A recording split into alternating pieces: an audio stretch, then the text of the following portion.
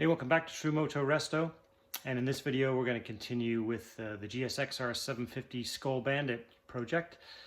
Just keep picking away at it. We're getting close. Stay tuned.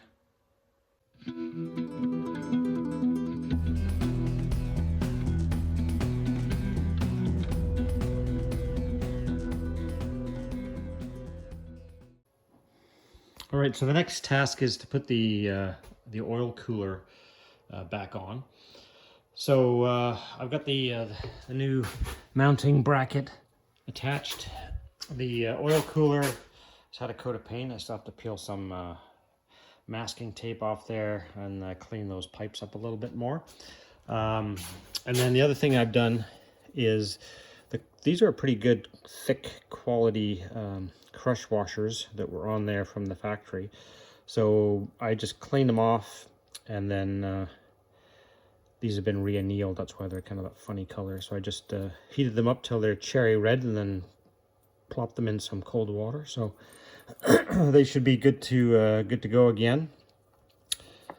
Got the banjo bolts ready to go, and all of the other hardware for putting these back in is sitting in this bag. So yeah, so I'm going to finish cleaning up the cooler and then get that mounted up. Okay, oil cooler has been mounted. Those banjo fittings are all snugged up, and I've just filled the crankcase with fresh oil. And so now I'll just make sure, before I get too excited about throwing pipes and that kind of stuff on it, I just want to make sure that I have no leaks from the oil pan and the new gasket that I put on there. So that can sit. And I'll monitor that for a day. And in the meantime, we're going to go back to assembling these brake calipers. Now, I've been back and forth in my own mind about the best way to go about painting and reassembling these. Originally, I was going to sort of paint them as they are in halves. And then I thought, well, that's probably not the best way to go, because since I have to put them back in a vise to to torque everything back down when I put them together, and plus I'm going to be using brake fluid to potentially lubricate the pistons and the seals to put it all back together. I just thought they're gonna look a mess by the time I get it all back together. So I think I'm going to reassemble them first and then paint them after, and that way I think I stand the best chance of having a good looking set of calipers when I'm done. So there's the rear caliper. The new pistons, new seals, new dust seals, and everything in there. You can kind of see they're all in. Well, this part wasn't particularly difficult. Put the seals in, use the supplied rubber grease, slide the pistons in, and then put the dust boots over top. That was probably the hardest part, getting the dust boots over. And then there's a new O-ring in here where the brake fluid passes from one side of the caliper to the other, so that's new. So I say not difficult. It's not difficult as long as it works, I guess. As long as there's no leaks when I'm all done, then we'll consider that a success. I still have to torque these. Torque specifications are 21.5 to 26 pound-feet on those joining bolts right here, E. So I still have to torque those, but I'm going to torque them all around the same time now to do the rear ones. So we'll put the seals in first, and then we'll slot the newly polished up pistons back in there. Let's just compare the size. Yeah. All right. So I just wanted to check that the size of these was correct. It is. So basically all I'm doing first is I'm putting in the lowest O-ring. You can see that there. That one's in. That's the larger of the two. That's the main seal. And then and the second one I think is more of a dust seal. That's kind of the smaller one.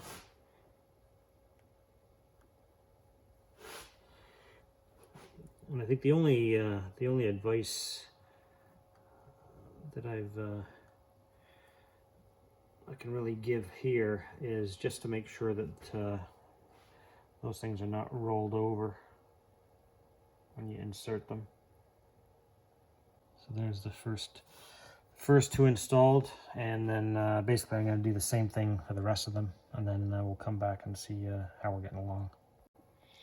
So I've started to put the all the seals are in. I've started to put the pistons back in the bores, and I'm seating them down as far as I can because it just makes I think it makes the process of bleeding them a little easier. I think as I showed in the prior video, the outsides of these pistons cleaned up really nice. The insides look awful, but it's not the inside we care about, it's the outside that I care about. So rubber grease has been smeared on the insides of the seals, and basically all I'm doing is I'm just kind of working the pistons in, and then just getting them to there, just pushing them in like that. They slide right in nice clean. Just making sure there's no dust and dirt and crap on anywhere before I start to put them in.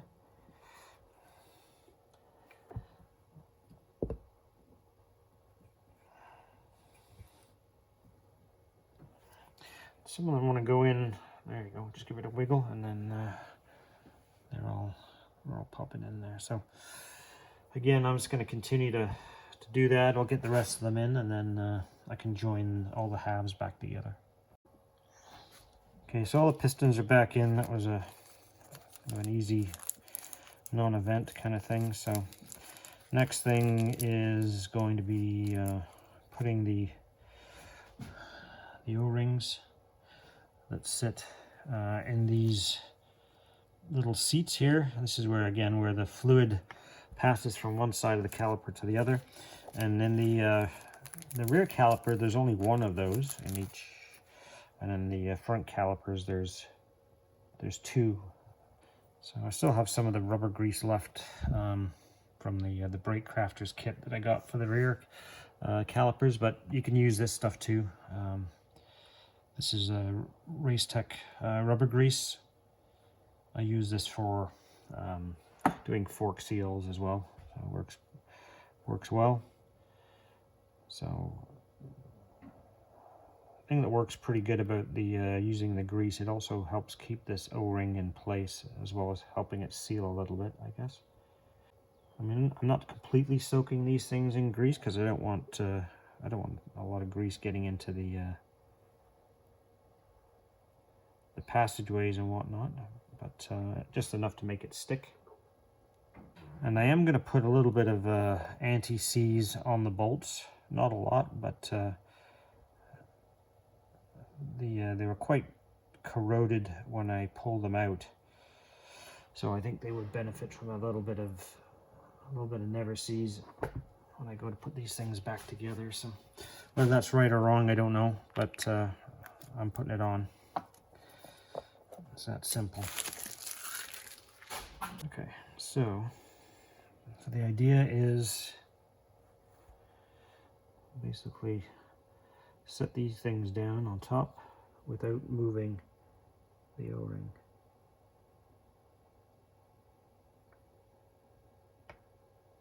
I did clean all of the bolts on the wire wheel before I put them back in here, just to get the corrosion off.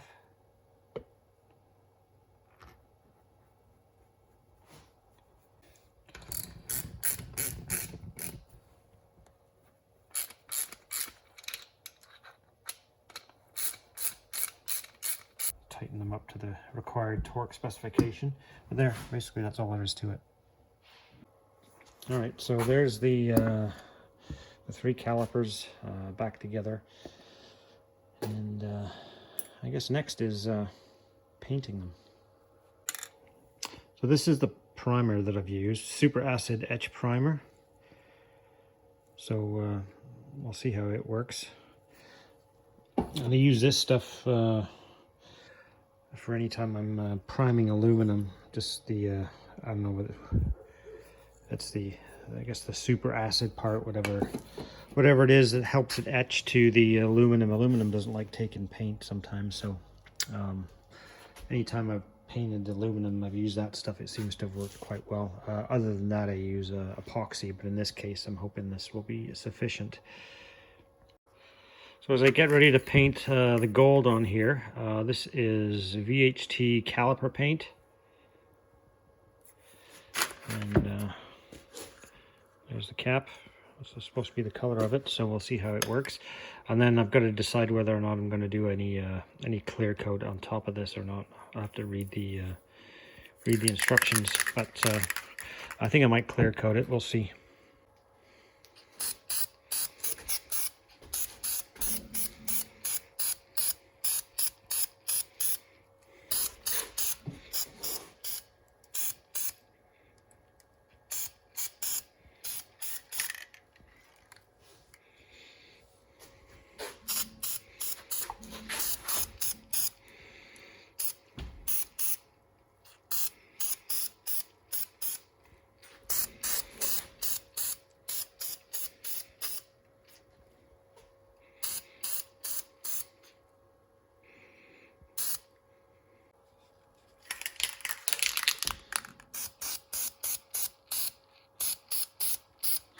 Turn these around, get a shot at them from all sides.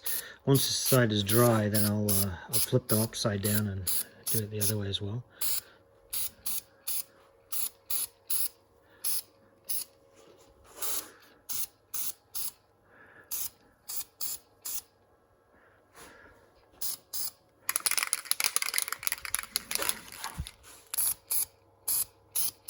So I'll let these calipers dry off for a while. And then we'll hit it with some clear coat. I've never tried this particular clear coat before. I've always used the Proform clear, but the guy at the body shop supply place told me to give this stuff a try. He said it doesn't. The other stuff does have a tendency to discolor, kind of gets a yellow tinge to it, which probably doesn't matter on these. But he said give this stuff a go. They find it to be a little bit better than the other stuff I was using, so I'll give it a shot and see what it is. It's only a 1K clear. There's no activator in it or anything like that, so not as good as 2K, but hopefully it'll do the job for what I need today. So a couple of coats of clear on the calipers. They should be good. I'm just going to give those plenty of time to dry. We're not going to monkey with those today. We'll put the pads and whatnot maybe back in there tomorrow. And in the meantime, we'll move on to something else. So because there is no airbox going in this, I'm putting pod filters on. There's no reasonable way to get an airbox to fit.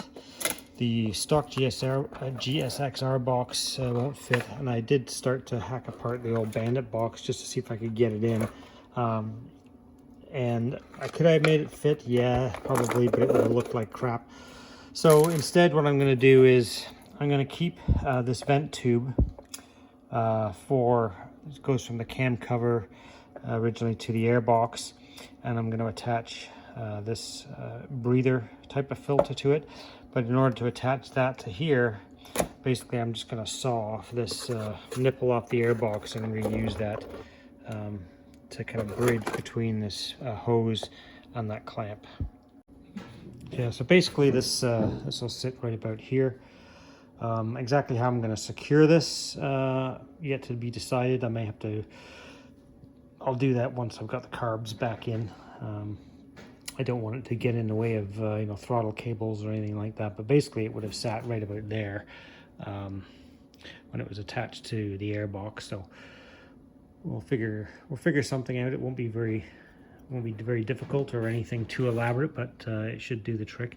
The other thing I would consider also is if there's enough room under here, I might consider moving this completely up here. I'm not sure if there's going to be enough room by the time I get plugs and whatnot in here in the bottom of the tank, but it might actually sit better if this was shortened. But for now, it can sit there, and then we'll figure that length of this out later. I mean, it could quite easily be tucked up underneath here, as long as it doesn't hit the carburetors or interfere or whatnot. So I left the brake calipers to cure and dry overnight with the fresh paint and clear coat.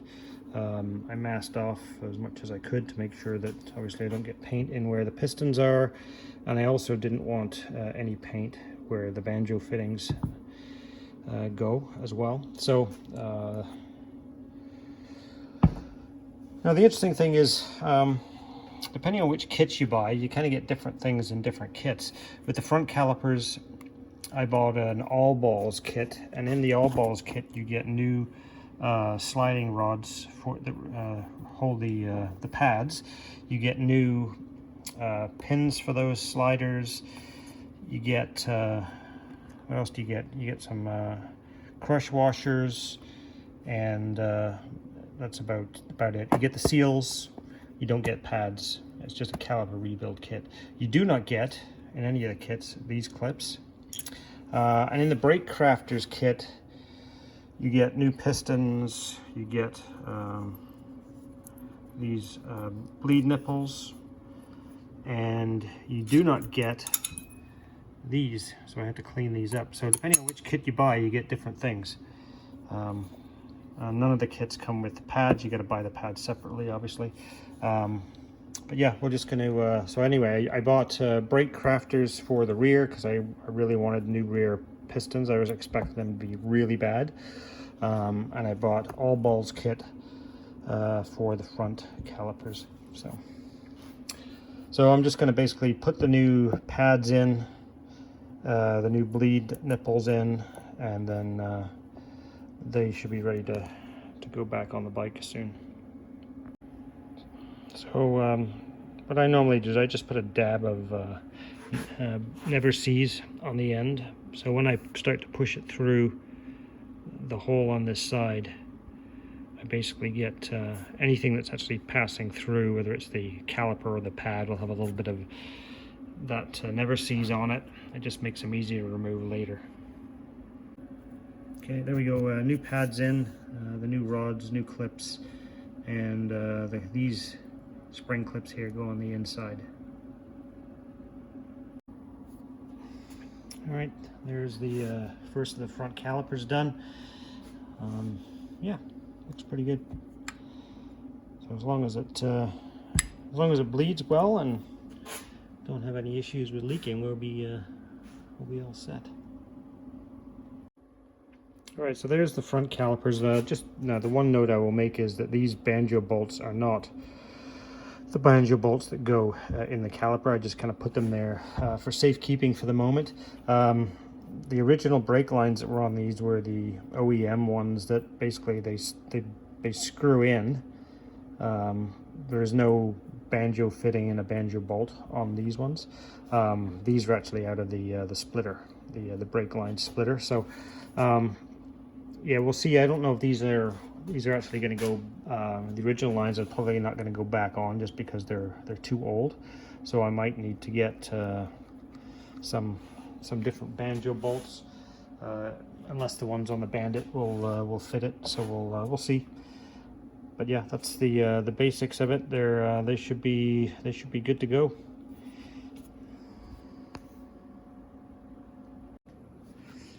Okay, so I'm just going to show you a product that I use one more time. I've shown it before, but it's worth showing again in case it's available to you wherever you're watching from in the world.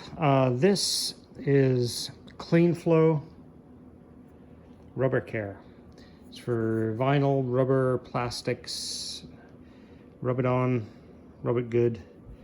And what I find this is most useful for, and basically the only thing I use it for, is refurbishing black plastics that have kind of started to go gray. So this one had started to gray out a little bit. I'm still going to give it one more coat. But basically what I do with this stuff, I just spray it on. Obviously I'll take this out to do it. But spray it on, leave it for a day. I keep spraying it until it stays wet because the plastic actually absorbs this stuff. So spray it till it stays wet and then leave it and then give it a good rub and a good polish up and it comes up real nice. The other thing that it works exceptionally well on is motorcycle switchgear. So if you've got an old bike and you're restoring, or you're a collector, or you just kind of enjoy riding the old bikes, it's not unusual to have these things turn gray. I've had bikes where these have been left out in the sun and they're almost white. They're so faded and the plastic looks really, really bad. And this stuff will bring it back to looking like this. It's incredible stuff, and it works. It works really, really well.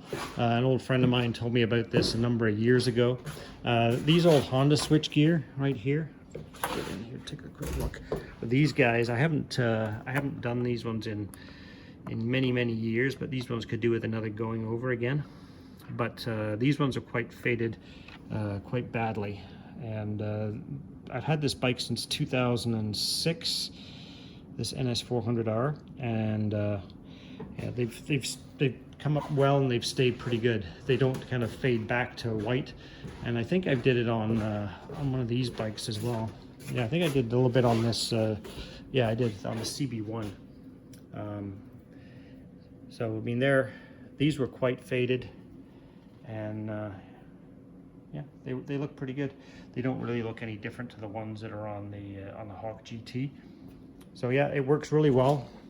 I've used it on chain guards. I've used it on headlight surrounds, on switch gear, all kinds of stuff. I actually used it on these plastic covers for the brakes. So yeah, they work well, and definitely worth knowing about this stuff. So there it is again, Clean Flow Rubber Care. And they say it's for weather stripping and rubber and all that kind of stuff, but I buy this at Canadian Tire in Canada. It's available at Princess Auto. I don't know where else you would find it, but it's fairly common, certainly here in Canada, and hopefully it helps you out. So I think the next task is going to be cleaning this mess up. It's boy, yeah, it's pretty nasty.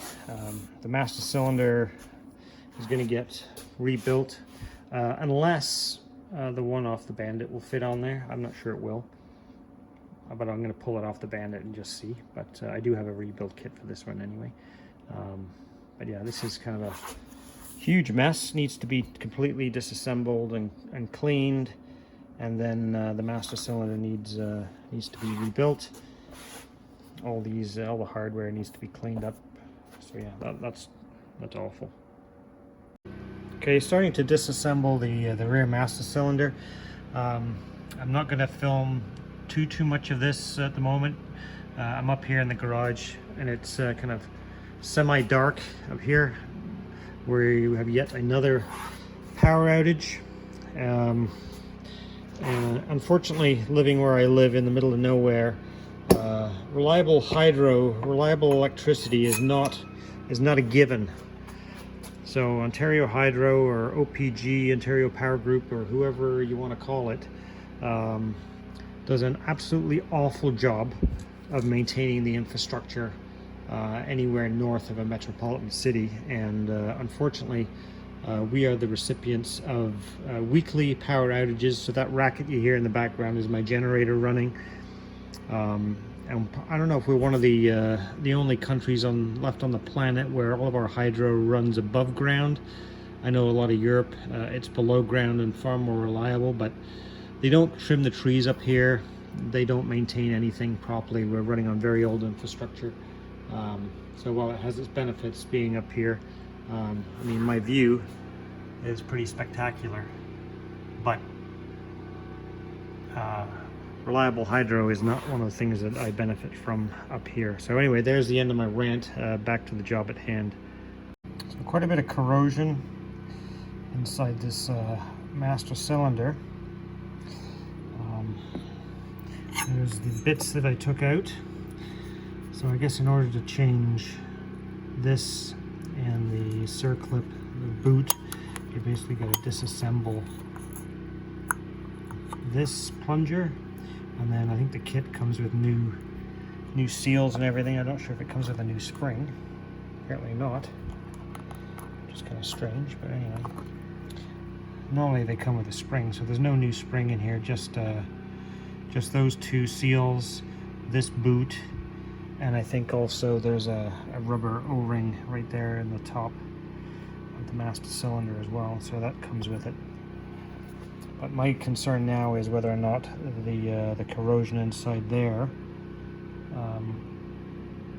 whether the bore is going to be smooth enough. It looks not too bad.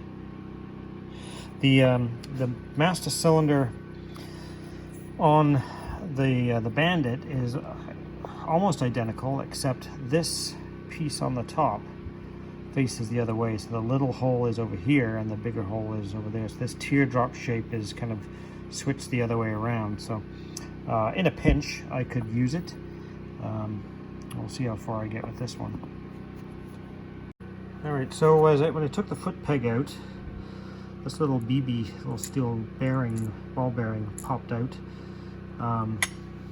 So that's going to be interesting to get back in. I think when I look in the upside here, it goes up in there in that hole. And then on the top side, there's this plug. I don't know if that's I don't think that's an Allen. I think it's just a sleeve plug. I'm going to try to turn it out. It'll just make getting everything back in a lot easier. But basically what happens is when that fits inside there, this works as like a detent in that slot to keep the foot peg in place, and then when you rotate it, you kind of it just acts like a way to hold the foot peg in one position or another. So I'm gonna see if I can get that plug out of there. Okay, well, that makes sense. Turns out it's just a really rusty spring, which is held in place by the washer. There's a bolt and a washer which go on top of that, which, as I look right now, is right here. So yeah, that just holds, that washer seats over top of that hole, and it holds the spring in place. So on reassembly, I guess the simple way to do it is you pop that in there, you pop the ball bearing in, you pop the spring in, you put the bolt in.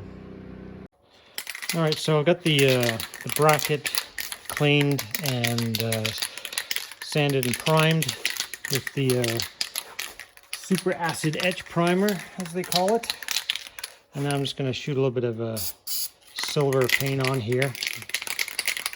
This was painted originally, although it's aluminum. I'm not sure why they decided to paint it, but they did, so I'm going to do the same thing.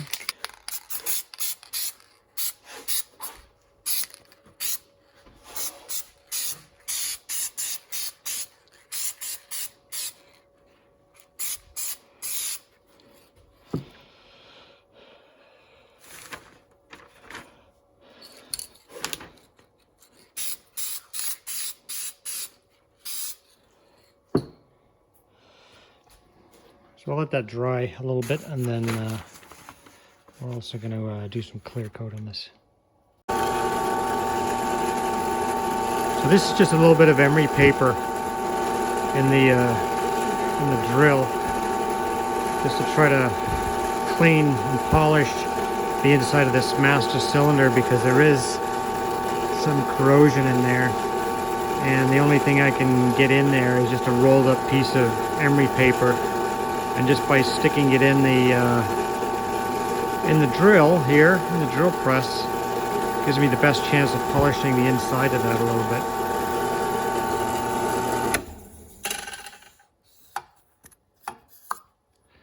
So that's all that's in there. It's just a piece of rolled up emery paper in the chuck. That's it. Nothing solid. So I'm not sure if you can see inside there now. It was just 3,000 with some WD-40 on it, and I just needed to get some of the crap off the inside. There's still a very, very slight thing right in there. I'm not looking at this outer section here. Not that. That's nothing really important in there, but further in, and you can see right where the tip of my finger is, there's still a bit of a mark in there. Okay, so I just painted the master cylinder. Primer, black, clear. Obviously I masked everything off where I don't want paint going in. The main hanger and foot peg are back together. And then the other thing that I've done already is rebuilt. There was a spring. I was wrong, I just didn't see it in the box. So spring, 2 new seals, new boot, And then I cleaned up this on the wire wheel, so that's good. That's all the old stuff there. It can be moved. It's no good. So yeah, once and then I've got to do something about the this hose here needs to be replaced. So I'm going to take the one off the Bandit. I think it's almost rubbed through on one spot. So yeah, once that dries, then I can start reassembly. So I've mounted the brake calipers. They're on. I haven't attached the brake lines or anything yet on the front or the back, but everything's mounted up. The switch gear I've mounted. I put the original grips back on because all the grips that I've purchased don't fit. They don't fit the Suzuki throttle tube properly. I've tried Renthal. I've tried a few different manufacturers, and the reason being is this is the original GSXR throttle tube, and the Bandit throttle tube that's on there is the same. Well, it's similar. This is a little bit bigger on the GSXR, but by and large it's the same design. And you can see the throttle tube has this flare here, and then there's these lugs. And the problem is with most of the grips, they don't accommodate for this flare. So the grip actually fits, this part of the grip here fits over top of that flared piece. So yeah, unfortunately, at this point I have not been able to successfully find a set of grips that'll fit these Suzuki throttle tubes. I'll keep looking because yeah, I wouldn't mind a set of new grips for it for sure. But for now, those ones will do the trick. I cleaned them up. They're not perfect. There's some distortions in the grips. They're old, but they cleaned up okay for now. And I do like the OEM look. I'm not a big fan of a lot of the aftermarket grip designs. Some of them I find are they're really spongy and soft. I know you can get different hardnesses of grip and whatnot. I don't mind the diamond grips. Again, this is like this sort of design that's on this RC8. These are quite nice. However, again, I've not been able to find a set that'll fit on a GSXR throttle tube. So if you know of any, let me know. I'll go looking. So I just put the upper fairing stay on. I am going to pull the horn back off there because it needs to be kind of refinished a little bit. Just starting to connect up some of the wiring, and as we get to the back here, this is kind of where most of the wiring kerfuffle happens. This and this being the Bandit harness, of course, it doesn't fit as perfectly as the GSXR one did, but it doesn't look like it's going to be too bad. I'm going to make some brackets to mount this, because this used to mount on the frame on the Bandit, so it shouldn't be too difficult to make a few little brackets that can go inside these rubber grommets. Similarly, these I got to find a place to mount these two relays, and these I've got those figured out where they're going to go. I'll mount them on the top of the rear fender. These connectors just have to get basically wired up to these ones. It should be no big deal. And yeah, it's just kind of coming along a little bit at a time. Switch gear and the grips are all on. And yeah, it's just this is kind of the slow, methodical steps that you have to take. This is where I just find it's better to just do a little bit at a time, take a break. If I get too much momentum going, I start rushing stuff. You know, you kind of got to know yourself, and I know how I go. So the things that I'm not looking forward to doing, bleeding the brakes for one. Usually the clutch slaves are pretty straightforward to bleed, and I find also rear brakes are normally pretty quick to bleed as long as I've rebuilt that rear master cylinder properly. That should be okay. But the thing that I'm not sure of on this particular bike is I've never bled brakes that have 2 bleed nipples per caliper, because the majority of stuff I've restored being older Honda bikes, they typically have only one bleed nipple on the outside because there's usually only 2 sets of pistons and a fixed pad on the inside. So this one has got, bleed nipple back here, and then there's a bleed nipple here. So I'll do a bit of reading in the manual, see if there's any particular order to be doing those. Similarly with the fronts, there's 2 bleed nipples on those as well.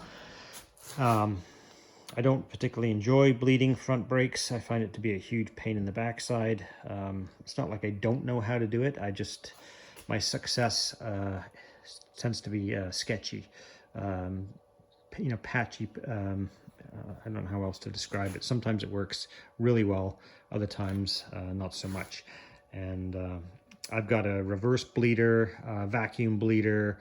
I've tried bleeding brakes every which way. And for me, typically the best way is like the old-fashioned way.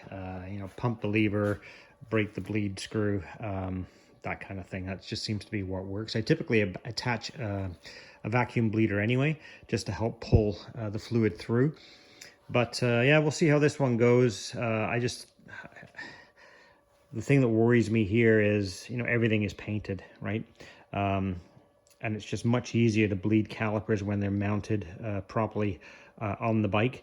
So I'm going to have to kind of stuff rags and towels and whatnot in there, because the last thing I want is brake fluid peeling my wheel paint or the caliper paint or any of that kind of stuff going on. So yeah, not looking forward to that, which is why it hasn't been done yet. I've been putting it off for a few days. So I guess I've got to be in the right mood and the right frame of mind to do it. And that's probably only going to come along when I have no other choice but to tackle that particular job. So yeah, it's one I don't look forward to. Probably my least favorite job of all is bleeding front brakes. Anyway, I'll get to that in a future video. Yeah, what else is going on? Yeah, it's just kind of down to the small things now, right? Which take time. It's just the gauges have to go back on, the lights all have to go back on, and then things like the seat locks and the inner fender and all of that kind of thing. Get the carburetors back on, and of course I want to, once I get all the electrics hooked back up and the carbs on, we need to fire this thing up for the first time.